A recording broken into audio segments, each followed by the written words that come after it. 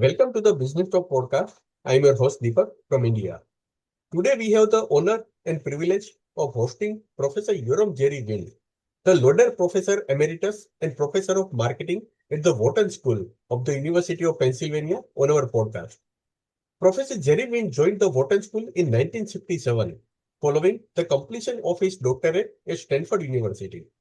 Over nearly 6 decades, he has remained deeply engaged in research, teaching, publishing, and advising both business and non-profit organizations. At Wharton, he launched several major academic and executive initiatives, including a think tank for advanced management studies, the Wharton Executive MBA program, the Lauder Institute, and redesigned MBA curriculum in 1990, the Wharton Fellow Program, Wharton School Publishing, and research programs on value of marketing and the future of advertising.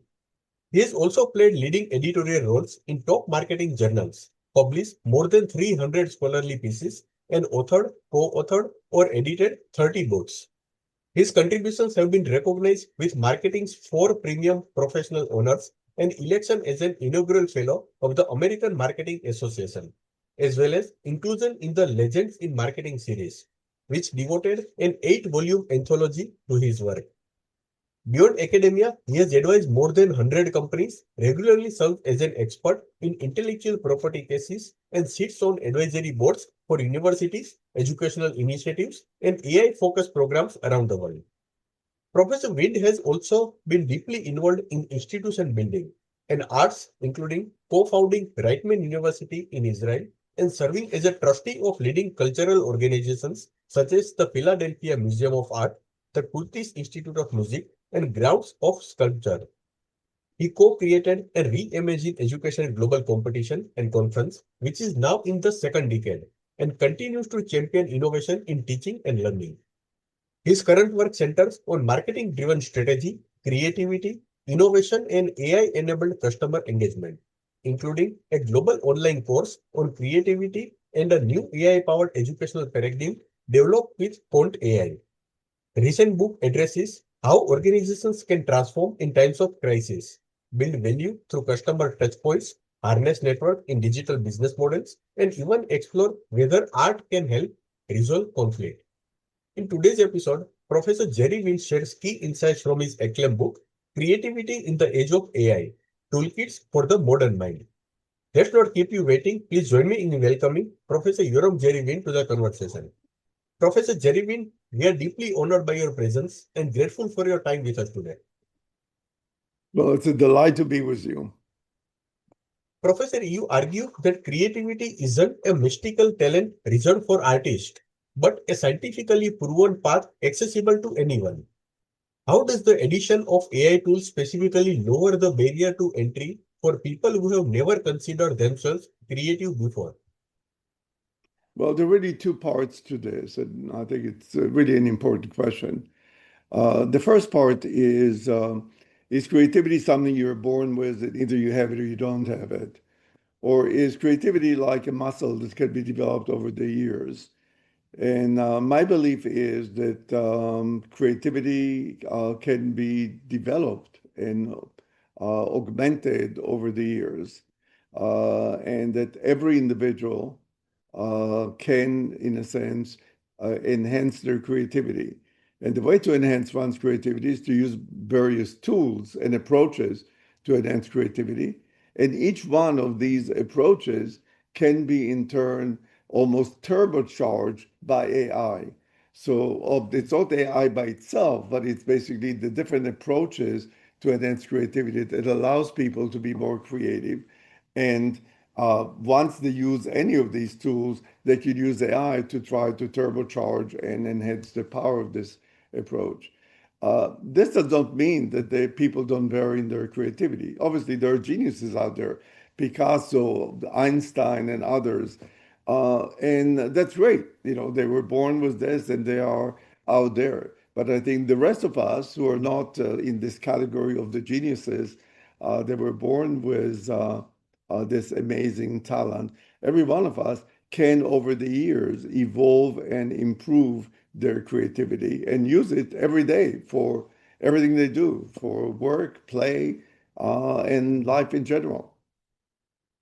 Professor, your book highlights the neuroscience behind creative thinking.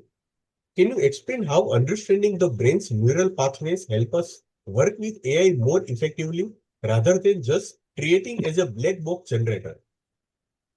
Um, Again, it's an important question. The neuroscience is really kind of a foundation of our understanding of how the brain works. There is an old myth that there are two parts of the brain, the left and right side. That's a myth. This is not the reality.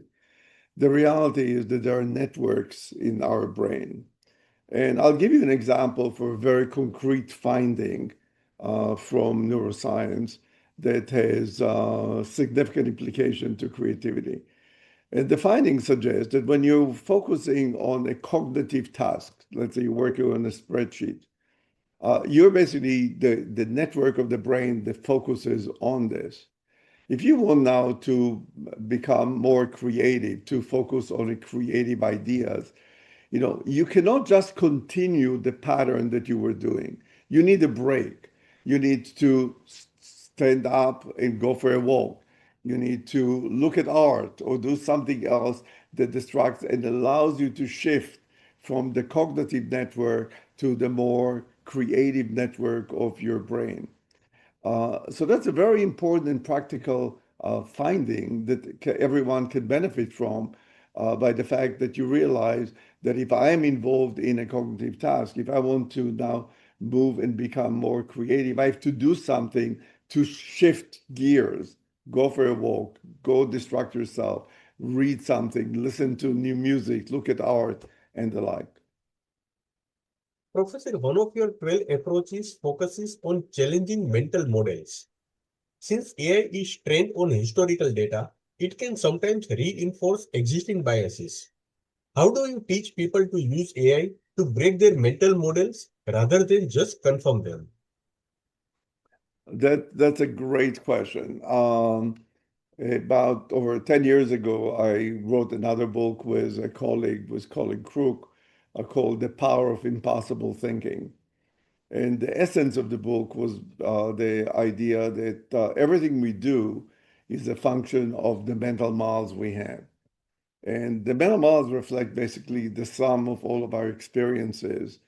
But given the fact that the environment is changed so dramatically and so fast, just to continue doing what we've done in the past is crazy because what worked yesterday there is no guarantee that will work tomorrow. And that's the reason we really have to start challenging the status quo, challenge our current models. And the way to deal with this, even though AI, obviously, especially generative AI and other AI models, are based on the past, it's not just blindly relying on them, but it's the way we use AI. And I look at AI as a very smart research assistant that's available 24/7 and in any language if we need to.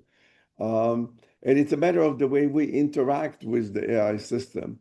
So, for example, if you use any of the approaches to challenge mental models, one approach is trying to identify what are some of the technological advances around us or different ways of doing things. Start using AI, but challenge the AI responses you're getting and say, what else? What if this is not true? What about an alternative approach? What if you reverse this? So start interacting with the information you get from the AI system in a way that will allow you to challenge the mental models you have. And you can even ask specifically, the AI system in terms of, okay, given the current mental model that I have, which suggests the following scenario, what alternative scenarios can you suggest?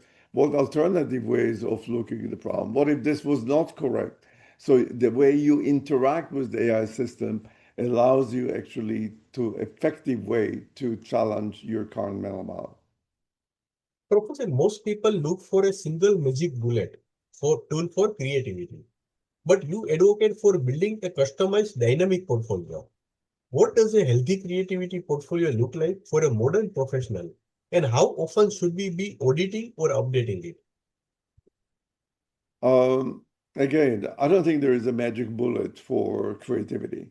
I don't think there's a single best approach.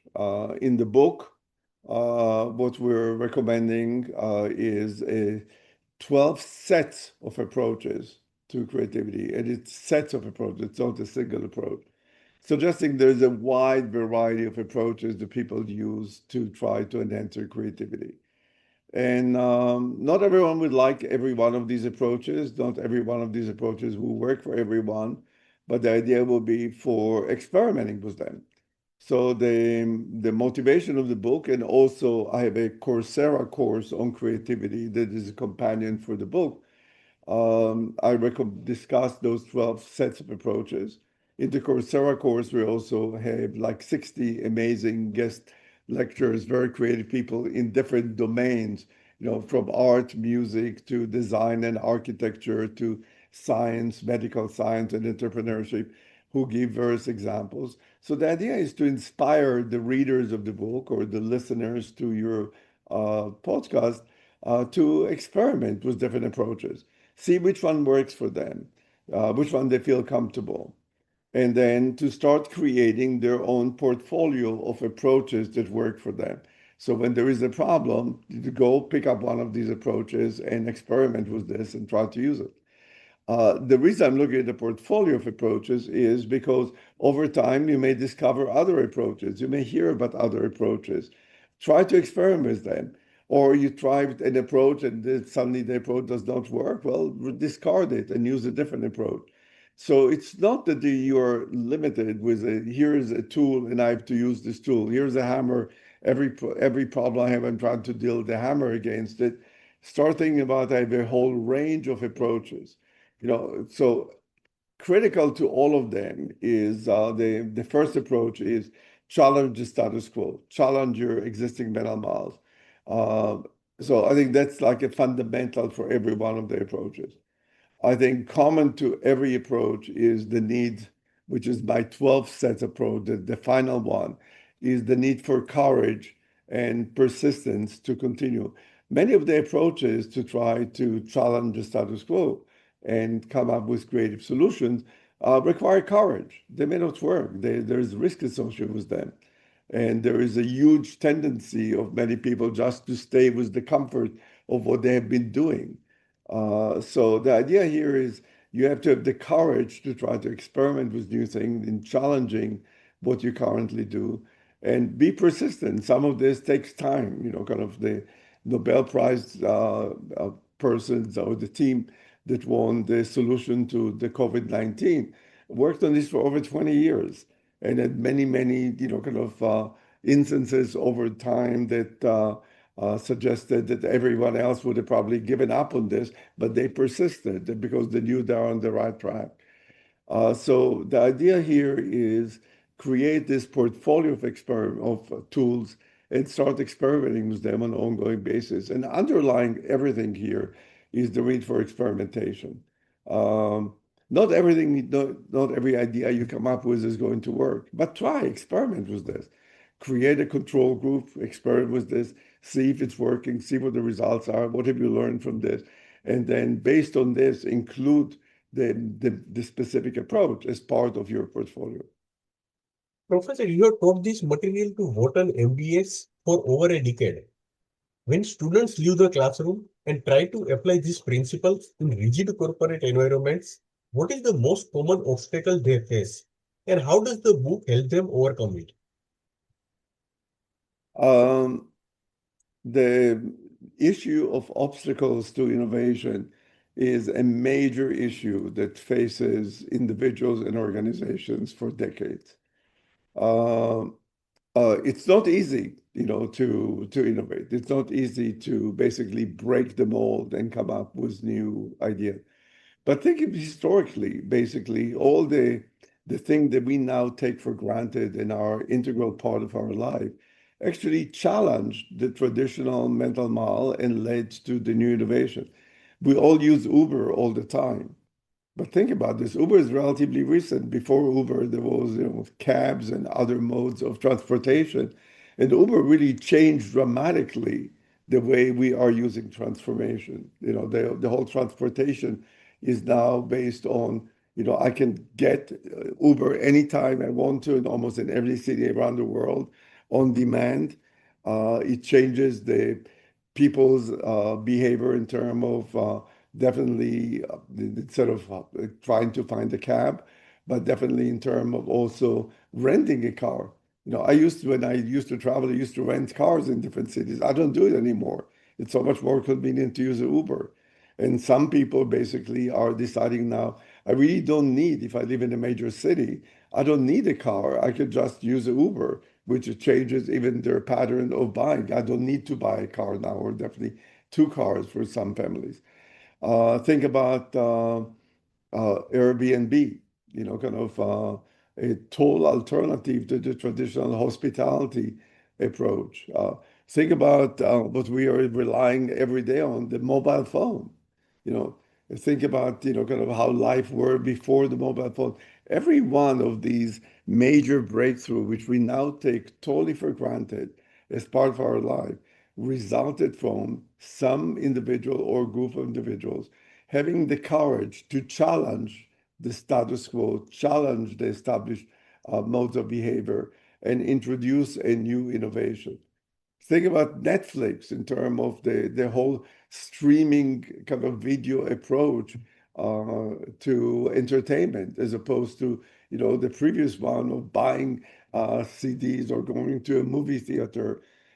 Changes dramatically our behavior, all through innovation, through the courage of individuals or companies to come up with a new, innovative, better way of doing things.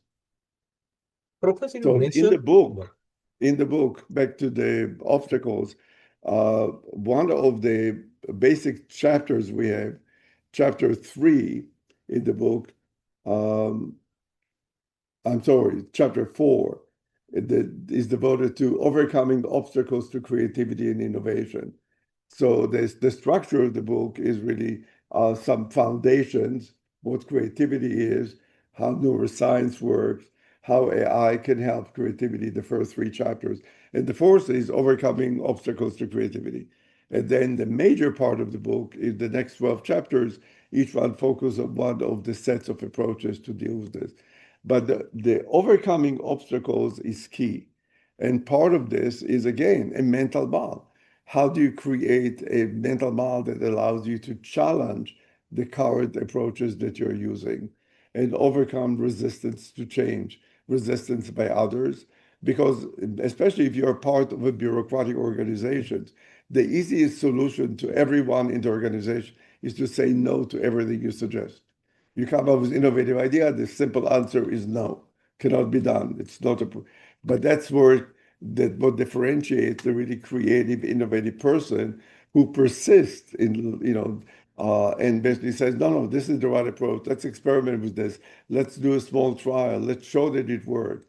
And basically come up with a variety of approaches to overcome the obstacles to creativity.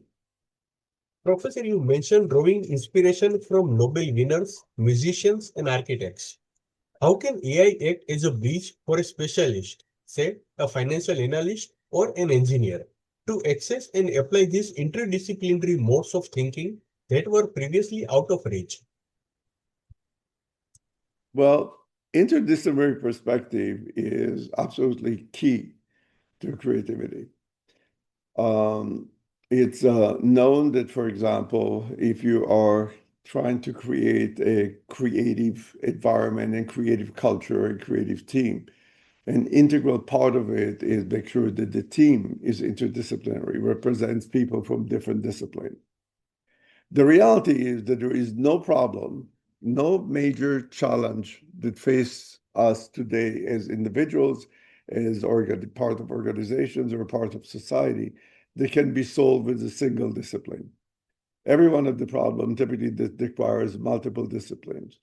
And it's really critical that we start appreciating the fact that bringing other disciplines, other perspectives on the problem can lead to better results.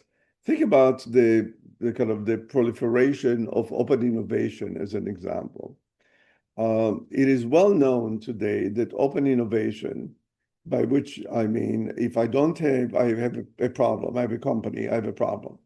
As opposed to just relying on my internal R&D people to solve the problem, I can basically approach the world, present the problem to the world, and hope that people around the world will solve the problem. So think about NASA, one of the most creative organizations in the world. They have 17,000 people. But when they have a problem that they can not solve internally, what they do is they go outside, and there are networks of and aggregators of people who want to work independently in solving problems. Um, some of these aggregators like Top Talent and I'm sorry, Top Coder and some others like Innocentives have over 1 million members who join them from all over the world. And when you have a problem, like NASA has a problem they're trying to solve, they cannot do it internally. They send it to these networks, and then people send back their recommendations.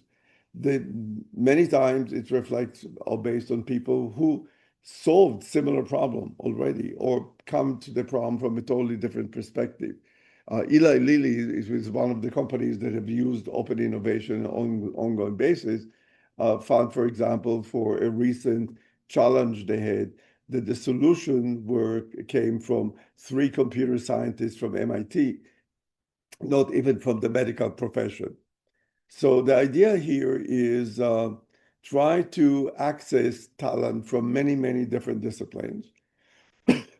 Open innovation is a great example for this, and you can use it by getting people from the different aggregators who will respond to a request that you have. But also think about this as doing this internally. When you create a team to work on a problem, get the people from different disciplines to address it, because each one brings a different discipline, different perspective, different way of approaching the problem. In the book, we're devoting actually one full chapter to one of the approach, which is creating interdisciplinary perspective. And so I think it's really critical for everyone to realize that it's not only the depth of knowledge in a given area, but the ability to work across discipline and try to deal with this. And one of the challenges today facing society and most organizations is the silos. That most organizations are built on silos, kind of marketing, finance, accounting, different disciplines here. But many problems require really the collaboration across the silos. And how do you start bridging those silos? Again, the same type of characteristics and approach to try to bridge the interdisciplinary kind of divide that we have, or the silo divide in organizations, to try to help us come up with a more creative solution. Professor, experimentation is central to your methodology. Many professionals are afraid to experiment because they fear failure. How can using AI as a low-risk sandbox or rehearsal partner help build the psychological safety needed to take bigger creative risks? I think it's a great question. The premise of the question is really critical. Experimentation is a must if we are trying to make any progress. Experimentation is the only way which will allow us to determine if an idea we have, a concept we have, works or doesn't work. It is the foundation of having actually data-based decisions, because we know does it work or doesn't it work. It's a very simple kind of approach for finding the truth as to kind of what are the determinants of a specific phenomena we're interested in. Does it work or doesn't it work? AI allows us to identify more options for experimentation. It allows us to test it, because what we can do is we can interact with the AI system by asking basically, what evidence do we have that this specific approach works? So in a sense, we can do almost like we can simulate like real world experiments with AI by asking what type of what if type questions, getting reactions to this. There are also more recent developments of using AI with synthetic consumers. So as opposed to running in the real world an experiment where we are actually designing a new advertising on a new product and seeing what is the market reaction to this, we can actually design is almost a simulation online using AI and AI using synthetic consumers as part of the response to it.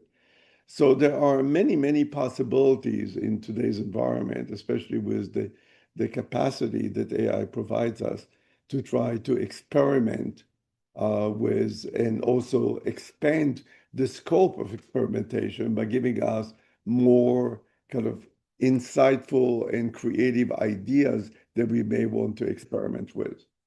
So I think AI is a great tool that will help us enrich and speed up the experimentation process. Professor, the subtitle of the book mentions Toolkit for the Modern Mind in Challenging Times. Do you view this as a hybrid human AI creativity, as a nice to have skills for the future of work, or is it becoming a fundamental survival requirement? Why? I think it's really the latter. It is definitely a must have tool. But we talk about the toolkits. We refer here to the portfolio that we discussed before. The fact that there is not a single tool, but rather we are dealing here with a set of approaches that can enhance one's creativity. And but the use of AI in each one of these tools, in trying to enrich the tool and our use of the tool, is really key.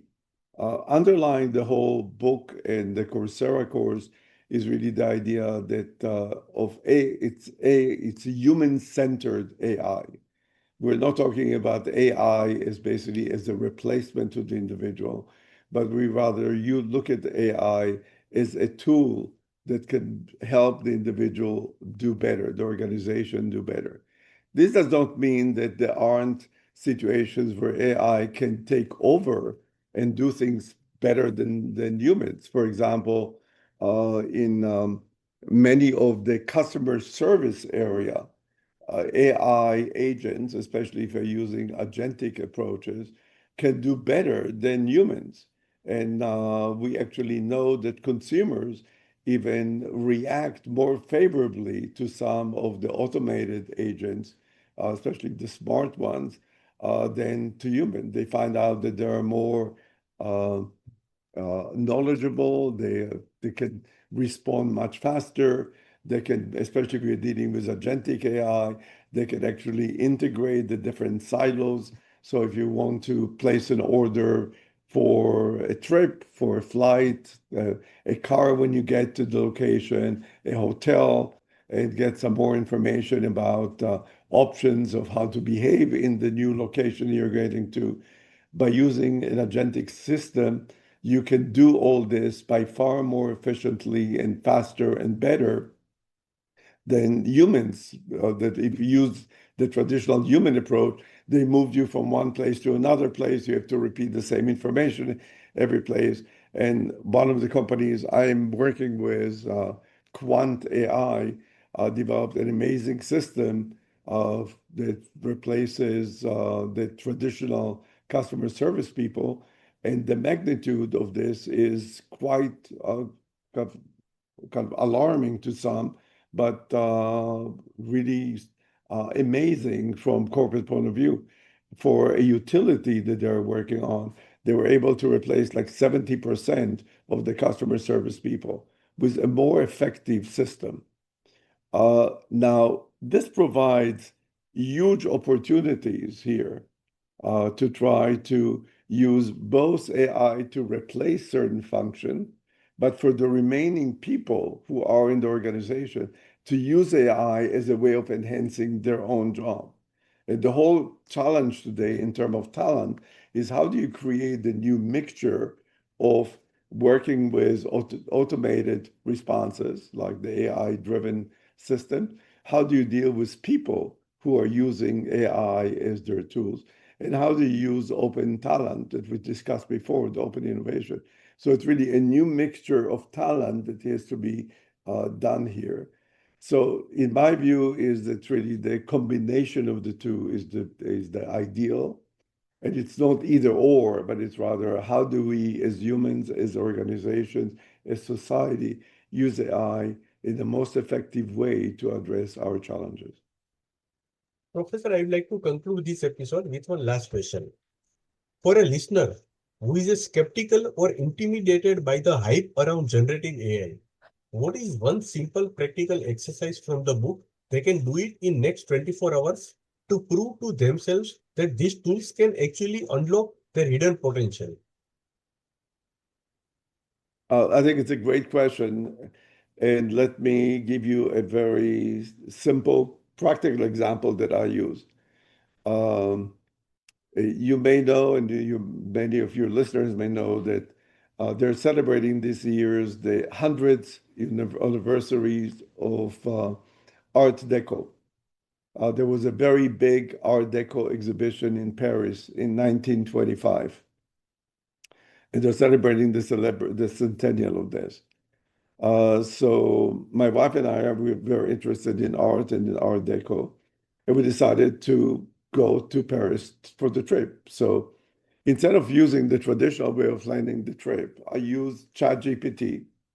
I told ChatGPT that my interest in Art Deco and in art, asked them to identify for us all the museums and other shows around this in Paris, to take into account because we're doing this over the New Year, the weekend, to take into account the opening hours of the museums and everything else, to give us hotels that will basically be close to the Louvre, where some of the Musée d'Art Décoratif is the major event. Select for us restaurants and other events in Paris.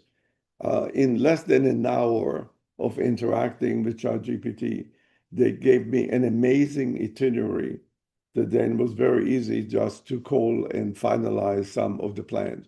And I used not ChatGPT, but rather a more advanced agentic system that probably could have booked for me some of the flights as well. So my suggestion for everyone is pick up your next travel and arrange a schedule using ChatGPT, or select a new task that you're interested in doing and you're always afraid of doing, and approach ChatGPT or any of the other, Claude or any of the other many platforms that exist today. There are about, we in the book talk about like close to 8 different platforms that you can use. So select basically problem that face you, problem that you have to deal with on a daily basis, or a challenge that you've been postponing. And then just start experimenting with this. But when you're experimenting with ChatGPT or any of the other approaches, don't just ask a question, expect the answer, and look at the answer as this. Look at this as the beginning of a conversation. Probe, why this? Why not something else? What other alternatives are there? Are there better approaches to this? What evidence do you have that this worked? So start interacting like with an intelligent assistant to try to get the most out of this. And I think once you get the example, it will convince you that life cannot continue without it, that this is really an important, critical part of life in today's environment. Professor Jerry Wynn, it has been a true privilege. Your work in creativity in the age of AI offers such a hopeful vision, not that machines will replace us, but they can help us to unlock level of human potential we haven't even touched it. Thank you for sharing your wisdom, your toolkits, and your time with us today. It's been an incredible conversation. Thank you once again. Thank you for having me. And hopefully, your listeners will benefit from the idea that every one of them can enhance their creativity, kind of for better solution for themselves, for their organizations, for society, and hopefully for a better world. Thank you so much. Thank you.